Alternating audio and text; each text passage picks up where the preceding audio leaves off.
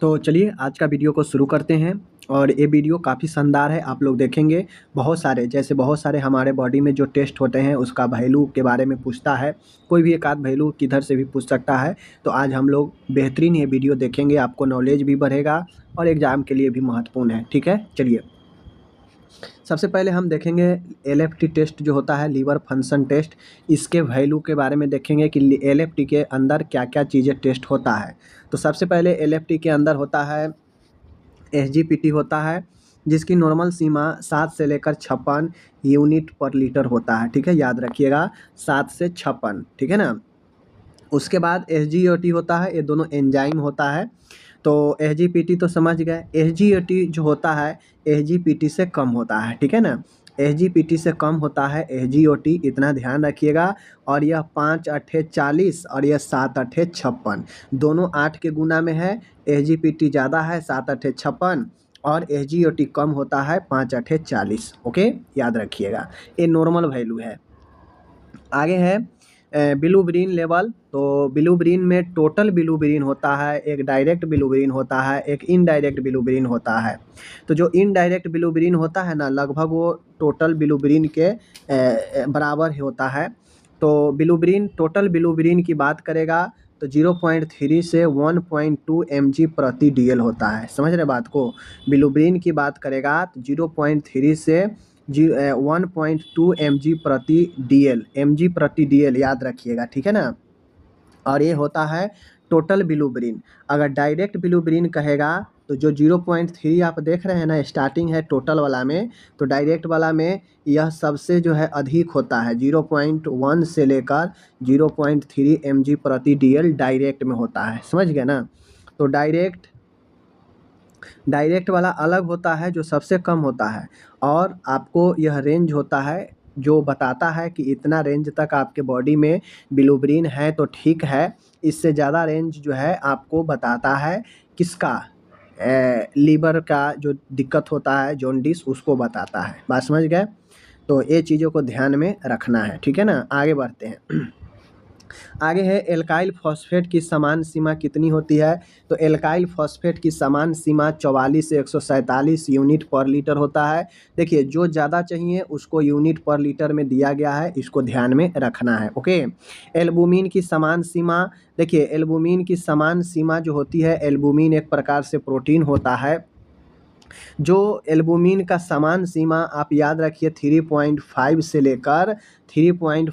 लेकर यह 5.5 जी प्रति डीएल होता है। ठीक है, याद रखिएगा 3.5 से 5.5 एल्बुमिन होता है। ठीक है ना, जी प्रति लीटर होता है। टोटल प्रोटीन 6 से लेकर 8.5 जी प्रति डीएल होता है, इसको याद रखिएगा। यूनिट जरूर याद रखिएगा। ऊपर जो आप देखे हैं वह सारा यूनिट mg प्रति डेसीलीटर में था और मिलीग्राम, और यहाँ पे जो है ये सीधा ग्राम प्रति डेसीलीटर है। ठीक है, इस दोनों को याद को रखिएगा। देखिए बॉडी को प्रोटीन ज़्यादा चाहिए तो भाई प्रोटीन ज़्यादा है, 6 से लेकर 8.5 होता है ग्राम प्रति लीटर। समझ गए। और बॉडी को थोड़ा एल्बुमिन भी एक प्रोटीन ही है, तो एल्बुमिन थोड़ा कम 3.5 से 5.5 तक चलता है। अगर बात करेगा डायरेक्ट एल्बुमिन, तो डायरेक्ट एल्बुमिन जो होता है वह बहुत कम चाहिए बॉडी में। बात समझ गए ना। देख लीजिए डायरेक्ट बिलुब्रिन जो है बहुत कम चाहिए, 0.1 से 0.3 mg प्रति डीएल। समझ गए। इन चीज़ों को ध्यान में आपको रखना है। देखिए ये वैल्यू वाला क्वेश्चन को जब तक आप 3-4 बार दिमाग को अस्थिर करके सोचिएगा नहीं, तब तक दिमाग में बैठेगा नहीं। समझ गए, देखने से नहीं बैठेगा। तो ये चीज़ें हो गया। अब यहाँ पे मैं बात टोटल प्रोटीन 6 से 8.5 ग्राम प्रति डेसीलीटर हो गया। अब यहाँ पे मैं बात करूँ KFT, जिसको हम लोग बोलते हैं किडनी फंक्शन टेस्ट, किडनी का टेस्ट होता है। KFT में जो वैल्यू होता है, क्रिएटिनिन का जो नॉर्मल रेंज होता है वह 0.7 से लेकर 0.13 होता है। ठीक है, यूँ कहा जाए तो इसका नॉर्मल वैल्यू 0.6 से लेकर जो है 3 mg प्रति डीएल होता है। देखिए जितना भी कम मात्रा में सब चाहिए ना बॉडी को, वह mg प्रति डीएल में ही होगा। तो बॉडी में क्रिएटिनिन भी बहुत कम मात्रा में होनी चाहिए, जो कि 0.6 से लेकर 1.3 तक होनी चाहिए। समझ गए। महिलाओं में इतना है, पुरुषों में इतना है। ओके। आगे मैं बात करूँ ब्लड यूरिया बॉडी में ठीक ठाक रहता है 7 से 20 mg प्रति DL। याद रखिएगा ब्लड यूरिया 7 से 20 mg प्रति DL। उसी पर बात करूँ BUN, जिसे ब्लड यूरिया जो आप कहे हैं ना, ब्लड यूरिया नाइट्रोजन, इसकी भी सीमा 8 से 20 mg प्रति DL। याद रखिएगा, ठीक है, दोनों लगभग एक ही हैं। आगे मैं बात करूँ यूरिक एसिड। देखिए तो यूरिक एसिड जो होता है, मैं बात करूँ यूरिक एसिड का, तो यूरिक एसिड जो है यह 2.5 से लेकर 7 तक यह नॉर्मल रेंज माना जाता है। ये ध्यान रखिएगा, यह पुरुष महिला दोनों के लिए है। अगर मैं बात करूँ यहाँ पे तो पुरुषों का होगा तो 7 जो है अधिकतम होगा, और महिलाओं की बात होगी तो सबसे कम 2.5 होगा, जो कि महिलाओं में होगा। बात को समझ रहे हैं ना। तो यूरिक एसिड नॉर्मल याद रखिएगा 2.5 से 7 याद रखिएगा mg प्रति DL यूरिक एसिड। और 8 से 20 याद रखिएगा किसका, 8 से 20 जो है ब्लड यूरिया है, ठीक है। ब्लड यूरिया 7 से 20, 8 से 20, इस चीज़ को ध्यान में आपको रखना है, ठीक है। सोडियम का मैं बात करूँ, ये सब इलेक्ट्रोलाइट होता है, तो सोडियम 135 से 45 MEQ पर लीटर होता है, ठीक है, याद रखिएगा। पोटेशियम का मैं बात करूं तो पोटेशियम बॉडी को कम चाहिए, 3.5 से 5 MEQ पर लीटर होता है, ओके। क्लोराइड का मैं बात करूं तो यह 96 से 106 होता है, इसको ध्यान में रखिएगा। MEQ पर लीटर होता है, इस चीज़ को आपको ध्यान में करके रखना है, ठीक है। तो इतना जो मैंने आपको बताया, ये सब जो है आपका, ये सब क्या है, KFT के बारे में था। KFT के टेस्ट होता है तो इन सब चीज़ों के बारे में बताया जाता है। अब हम लोग चलते हैं CBC, complete blood count. Complete blood count को अगर हम लोग यहाँ पे पढ़े समझे तो CBC नॉर्मल शॉर्ट में कहते हैं। CBC में ब्लड टेस्ट होता है, ठीक है। तो नॉर्मल रेंज जो माना जाता है हीमोग्लोबिन का, मैं आपको बता दूं कि नॉर्मल रेंज जो है 12 से 17 होता है। 12 से 17 इसमें पुरुष महिला दोनों के लिए आ जाएगा। महिला के लिए तो 12 से ही शुरू हो जाता है नॉर्मल। पुरुषों में ये चीज़ें 12.5 13 ये नॉर्मल होता है, ठीक है ना। इस चीज़ को ध्यान में आपको रखिएगा। G प्रति DL होता है, ग्राम प्रति DL होता है, इसको ध्यान में रखना है। WBC की काउंट का मैं बात करूँ तो 4000 से 11000 सेल, ठीक है, पर माइक्रो लीटर होता है, ध्यान में रखना है। आगे है प्लेटलेट की संख्या जो होता है लाखों में होता है, 1.5 लाख से 4 लाख होता है प्रति माइक्रोलीटर। यह प्लेटलेट की संख्या 1.5 से 4 होता है।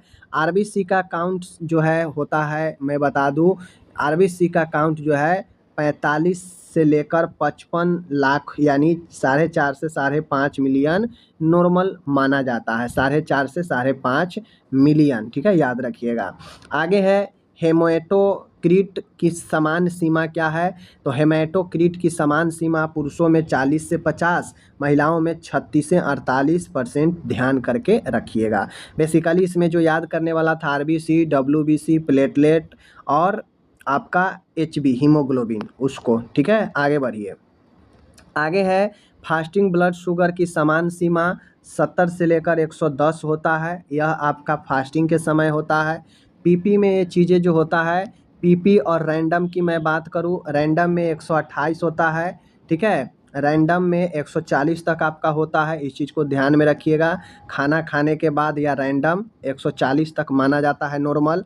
और HbA1c अगर रेशियो में अगर टेस्ट हुआ है तो HbA1c जो होता है 4% से लेकर 5.5% जो होता है 5.6%, यह जो होता है समान सीमा होता है अगर रेशियो में ब्लड शुगर जांचा गया है तो, ठीक है। अब हम लोग ORS के विभिन्न कंपोनेंट को देखेंगे। तो ORS में जो सोडियम की मात्रा होती है कितनी होती है, तो ORS में जो सोडियम होता है उसकी मात्रा 75 MEQ पर लीटर होता है, समझ गए। जो लार्ज नंबर में चाहिए वो MEQ पर लीटर ही होता है।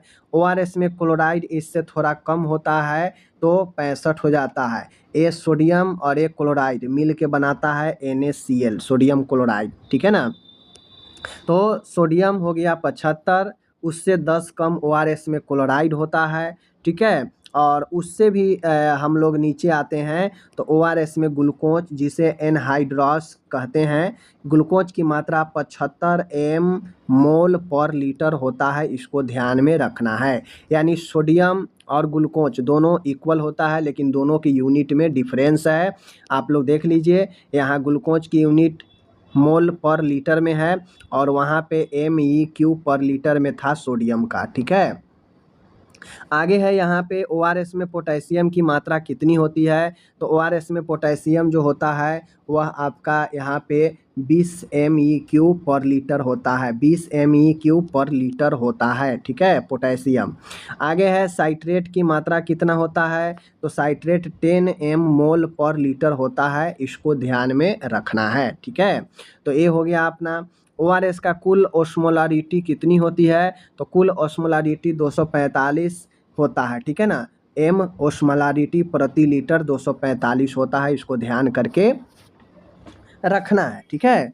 तो ये सारा चीज़ है जो कि मैंने आपको बता दिया। एक बार और देख लीजिए, सोडियम कितना होता है 75 MEQ पर लीटर, क्लोराइड है 65 MEQ पर लीटर, ORS में ग्लूकोज है 75 मोल पर लीटर है, पोटेशियम है 20 MEQ पर लीटर है, साइट्रेट है 10 मोल पर लीटर है और कुल 245 है, ठीक है, समझ गए। चलिए, तो ये सारा चीज़ आप लोग समझ गए। आगे चलिए, अब यहाँ पे हम कुछ ऐसे बीमारी को देखेंगे जिसमें कुछ ऐसे दवाइयाँ का उपयोग होता है जो क्रोनिक बीमारी है, जैसे डायबिटीज़ मेलिटस जो DM होता है, डायबिटीज़ रोग जो होता है, उसमें पहली सबसे कॉमन दवाई कौन सी होती है, तो वो होती है मेटफॉर्मिन, ठीक है ना। मेटफॉर्मिन यह दवा सबसे समान और पहली फर्स्ट लाइन का ड्रग होता है, या यूँ कहा जाए तो ड्रग ऑफ चॉइस होता है मेटफॉर्मिन, ठीक है, डायबिटीज के लिए। शुगर कंट्रोल के लिए इंसुलिन कब दिया जाता है, तो इंसुलिन का इंजेक्शन कब देते हैं, तो जब ओरल दवाएं काम ना करे या फिर टाइप 1 डायबिटीज़ हो तो उसमें इंसुलिन जो है दिया जाता है, समझ गए ना। आगे है DPP4, ठीक है ना।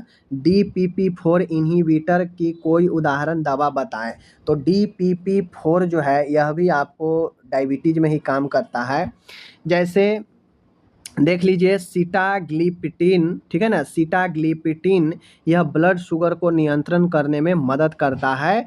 कौन, DPP4 इन्हीबिटर्स। यह DPP4 इन्हीबिटर्स जो होता है, जैसे सीटाग्लिपिटिन जो है यह ब्लड शुगर को नियंत्रण करता है, ये सब एग्जाम्पल है। SGLT2 इन्हीबिटर होता है, इसका दवा है, यह होता है देख लीजिए इम्पैग्लिफ्लोजिन, यह पेशाब के जरिए शुगर को बाहर निकालता है, ठीक है। आगे बढ़िए, तो ये तो हो गया शुगर की दवाइयाँ। बेसिकली मैं आपको बता देता हूँ, यहाँ पे याद रखिएगा। देखिए, शुगर के लिए 2 मस्ट दवा है, एक मेटफॉर्मिन होता है और एक ग्लिमिप्राइड होता है, ठीक है ना। एक मेटफॉर्मिन और एक ग्लिमिप्राइड होता है, तो ये 2 दवाई मस्ट होता है। बाकी DPP4 और SGLT2 इन्हीबिटर ये अपना अलग होता है, समझ गए, याद रखिएगा। दूसरा है मायोकार्डियल इन्फारक्शन, MI, मायोकार्डियल जिसे हार्ट अटैक, हृदय घात कहते हैं। तो MI में सबसे प्राइमरी मेडिसिन कौन होता है, एस्पिरिन होता है। यह खून को पतला करता है, खून को पतला करता है तो हार्ट में ब्लड सर्कुलेशन बढ़ जाता है, जो हार्ट अटैक रुक जाता है, ठीक है। आगे है क्लोपिडोग्रेल का उपयोग किया जाता है, तो देख लीजिए, जो क्लोपिडोग्रेल जो दवा है यह खून के थक्के बनने से रोकता है, डबल एंटीप्लेटलेट थेरेपी दवाई है क्लोपिडोग्रेल, ठीक है, क्लोपिडोग्रेल। आगे है हार्ट अटैक में कोलेस्ट्रॉल कम करने की दवा दी जाती है ताकि हार्ट ब्लॉकेज को कम हो, एटोरवास्टिन, ठीक है ना। एटोरवास्टैटिन जो दवा होती है, एटोरवास्टैटिन, यह ब्लड में कोलेस्ट्रॉल लेवल कम करता है, जिससे हार्ट अटैक का चांसेस खतरा कम हो सके, ठीक है। MI में दर्द के लिए नाइट्रोग्लिसरीन दवाई, जिसे NTG बोलते हैं शॉर्ट में, यह सबलिंगुअल जीभ के नीचे दिया जाता है ताकि छाती दर्द जब हो हार्ट अटैक में तो उससे आराम मिल सके। तो MI में दवा कौन कौन सा है, एस्पिरिन है, एंटीकोगुलेंट दवा होता है, ठीक है। उसके बाद नाइट्रोग्लिसरीन होता है, दर्द के लिए मॉर्फिन भी दे सकते हैं, समझ गए ना। तो ये सब एटोरवास्टैटिन होता है, ये सब MI के लिए उपयोगी दवाई हैं, ओके। अब आ गया हाइपरटेंशन, जिसे हम लोग उच्च रक्तचाप कहते हैं। तो उच्च रक्तचाप में सबसे आम दवा, सबसे फर्स्ट लाइन की दवा एम्लोडिपिन होता है, ठीक है, अलग अलग डोज में होता है। टेलमी सार्टेन होता है, टेलमी सार्टेन, लोसार्टन, यह कौन सी दवा है? तो टेलमी सार्टेन हो या लोसार्टन हो, यह दोनों जो है एंजियोटेंसिन रिसीपेटर ब्लॉकर है, ठीक है ना, AR ब्लॉकर है, ये दोनों ARB एंजियोटेंसिन रेसिपेटर्स ब्लॉकर है, जो आपको उच्च रक्तचाप में टेलमीसार्टन और लोसार्टन दिया जाता है। एसी इनहिबिटर की कोई उदाहरण बताएं। देखिए, इसमें एसी इनहिबिटर दवाइयाँ दिया जाता है जो रक्तचाप को नियंत्रण करता है, वह रामप्रिल है, भेनाम्प्रिल है, ठीक है, बहुत सारे दवाइयाँ हैं, प्रिल करके जो भी आता है वह सब जो है एसी इनहिबिटर्स दवाई है जो रक्तचाप को नियंत्रण करता है। पेशाब के जरिए बीपी को कम करने की जो दवा है वह एंटी डाययूरेटिक होता है, फुरसामाइड होता है, टॉर्सामाइड होता है, बहुत सारे, जैसे हाइड्रोक्लोरोथाजाइड है, यह भी एक एंटी डाययूरेटिक है जो यूरिन को निकाल कर प्रेशर को कम करता है। तो ये भी दवा जो है सब आपका हो गया STN के लिए, हाइपरटेंशन के लिए। तो हाइपरटेंशन में बेसिकली एम्लोडिपिन, ठीक है, टेलमीसार्टन, लोसार्टन, रामप्रिल, ठीक है, और हाइपरटेंशन में बहुत सारे और भी दवाइयाँ उपयोग होता है, समझ लीजिए, जैसे आपका हो गया प्रोप्रानोनॉल, बहुत सारे दवाइयाँ हैं, ठीक है। तो ये हो गया आपका। चलिए आगे बढ़ते हैं। एंजाइना भी आपका एक चेस्ट का ही समस्या है। तो एंजाइना में फ़ौरन राहत देने के लिए नाइट्रोग्लिसरीन देते हैं, क्योंकि सीने में बहुत ज़्यादा तेज़ी के साथ दर्द होता है एंजाइना के मरीजों में, ठीक है। लंबी अवधि के लिए दी जाने वाली नाइट्रेट दवा कौन सी है? तो लंबी अवधि के लिए अगर दर्द हो रहा है तो आइसोसर्बाइड मोनोनाइट्रेट देते हैं, यह लंबे अवधि के दर्द से राहत देता है, आइसोसर्बाइड मोनोनाइट्रेट, ठीक है। एंजाइना में दिल के आराम देने के लिए कौन सी दवा दी जाती है? तो एंजाइना में हार्ट को रेस्ट देने के लिए बीटा ब्लॉकर्स देते हैं, जैसे एटिनोनोल, मेटोप्रोलोल, ये सब रिलैक्स करता है, ठीक है। और इन सब का उपयोग जो है हाई ब्लड प्रेशर में भी करते हैं, ठीक है ना, हाई ब्लड प्रेशर को कम करने के लिए। एंजाइना में कोलेस्ट्रॉल कम करने की भी दवा दी जाती है, जो हार्ट के सुरक्षा करता है, हार्ट अटैक से बचाता है, एटोर्वास्टिन, ठीक है ना, एटोर्वास्टैटिन, ओके ना। आगे है, अब आ गया अपन अस्थमा, ठीक है। अस्थमा दम्मा जिसे बोलते हैं। अस्थमा में इन्हेलर में जो दवा दिया जाता है, जो ब्रोंकोडिलेटर होता है, जो नली को खोलता है, सल्बूटामोल इन्हेलर के जरिए, ठीक है। अस्थमा में स्टेरॉइड भी दिया जाता है, ठीक है, जो स्टेरॉइड इन्हेल कराया जाता है, जैसे बुडेसोनिड, बेक्लोमेथासोन, ये सब दवाइयाँ कॉर्टिकोस्टेरॉइड है, जो क्या करता है, इन्फ्लेमेशन को कम करता है, समझ गए। अस्थमा में लीवर पर असर डालने वाली एलर्जी की दवा कौन सी है? तो अस्थमा में लीवर पर जो दवा प्रभाव दिखाता है वह मोंटिलू, ठीक है ना, मोंटिलू कास्ट होता है, यह एलर्जी और सूजन को कम करता है, ठीक है, चूँकि अस्थमा एलर्जी से भी हो सकता है। कॉम्बिनेशन ऑफ इन्हेलर में जो लेते हैं उसमें कॉम्बिनेशन होता है फॉर्मोटेरॉल का और बुडेसोनिड का, ठीक है, बुडेसोनाइड का, देख लीजिए यहाँ पे फॉर्मोटेरॉल और बुडेसोनाइड लंबे समय तक असर करता है ये दवाइयाँ, ओके। आगे मैं बढ़ता हूँ। अब देखिए, जो मैं आपको नीचे ले जा, अस्थमा में बेसिकली ब्रोंकोडिलेटर सल्बूटामोल हो गया, ठीक है, सल्बूटामोल हो गया, उसके बाद थाइलिन हो गया, बहुत सारे लीन वाला दवाइयाँ ये सब उपयोग किया जाता है अस्थमा में। अब आ गया इमरजेंसी ड्रग, बहुत इम्पोर्टेंट है। इमरजेंसी ड्रग का, किस ड्रग का इस्तेमाल किस में करते हैं, बहुत इम्पोर्टेंट है। जैसे एड्रीनेलिन, ठीक है ना, एड्रीनेलाइन, यह इमरजेंसी में क्या उपयोग करता है? तो मरीज को कार्डियक अरेस्ट में, एनाफाइलेक्सिस में, सीवियर अस्थमा में, ठीक है, इन सब में एड्रीनेलाइन जो है मतलब कोई मरीज को अगर अचानक से कोई चीज़ का अटैक आता है सीवियर तरीके से, तो उसमें एड्रेनालाइन जो है काफ़ी उपयोगी साबित होता है। जैसे कार्डियक अरेस्ट भी व्यक्ति को अचानक आता है, एनाफाइलेसिस गंभीर संक्रमण, गंभीर एलर्जी में भी जो है आपको अचानक होता है। अगर सीवियर गंभीर अस्थमा का अटैक आता है, ये भी अचानक से अटैक करता है। तो अटैक वाला सिचुएशन में एड्रेनालाइन जो है काफ़ी महत्वपूर्ण होता है, समझ गए। अब आता है इमरजेंसी दवाई में एट्रोपिन। एट्रोपिन का उपयोग आपात स्थिति में कब किया जाता है? तो एट्रोपिन का स्थिति जो करते हैं तब जब धीमे हृदय गति हो, हृदय गति बढ़ाने के लिए यानी ब्रेडिकार्डिया में हम लोग इस्तेमाल करते हैं। जब हृदय की धड़कन बहुत कम जाता है, 60 से नीचे आ जाता है, तो एट्रोपिन का इस्तेमाल हम लोग करते हैं। बात समझ गए। डोपामाइन का इस्तेमाल कहाँ होता है?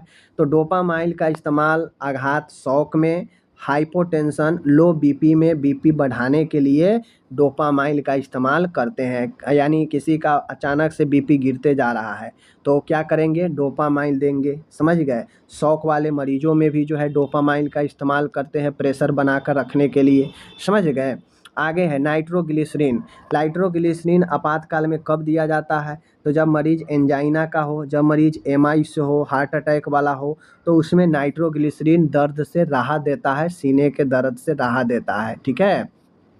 फुरसामाइड का उपयोग आपातकालीन में कब होता है? तो जब एक्यूट पल्मोनरी एडिमा हो, यानी अचानक से जो फेफड़ा है, फेफड़ा के जो पल्मोनरी है उसमें सूजन हो, सीवियर हाइपरटेंशन हो, बहुत ज़्यादा रक्तचाप बढ़ा हो, तो उसमें पेशाब निकाल कर सूजन कम करता है, प्रेशर कम करता है फुरसामाइड, ठीक है।